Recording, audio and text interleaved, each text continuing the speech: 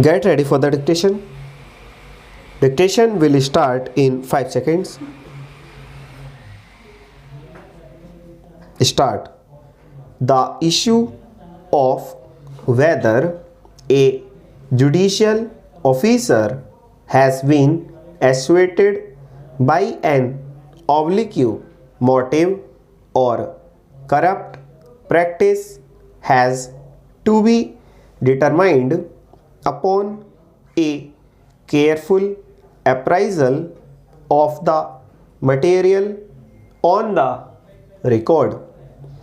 Direct evidence of corruption may not always be forthcoming in every case involving a misconduct of this nature.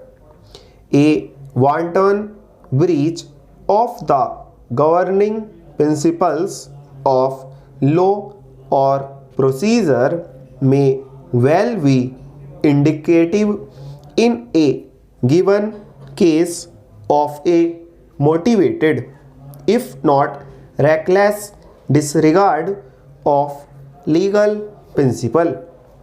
In the absence of a cogent explanation to the contrary, it is for the disciplinary authority to determine whether a pattern has emerged on the basis of which an inference that the judicial officer was actuated by extraneous considerations can be drawn. Cases involving misdemeanors of a judicial officer have to be dealt with sensitivity and care. A robust common sense must guide the disciplinary authority. At one end of the spectrum are those cases where direct evidence of a misdemeanor is available. Evidence in regard to the existence of an incriminating trial must be carefully scrutinized to determine whether an act of misconduct is established on the basis of legal acceptable evidence. Yet, in other cases, direct evidence of a decision being actuated by a corrupt motive may not be available. The issue which arises in such cases is whether there are circumstances from which an inference that extraneous considerations have actuated a judicial officer can legitimately be drawn. Such an inference cannot obviously be drawn merely for a hypothesis that a decision is erroneous. A wrong decision can yet be a bona fide error of judgment.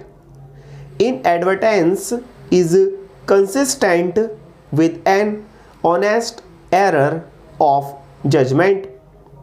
A charge of misconduct against a judicial officer must be distinguished from a purely erroneous decision, whether on law or an fact. The legality of a judicial determination is subject to such remedies as are provided in law for testing the correctness of the determination.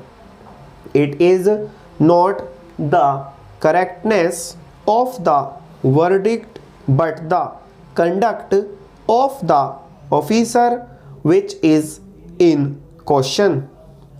The disciplinary authority has to determine whether there has emerged from the record one or more circumstances that indicate that the decision which forms the basis of the charge of misconduct was not an honest exercise of judicial power.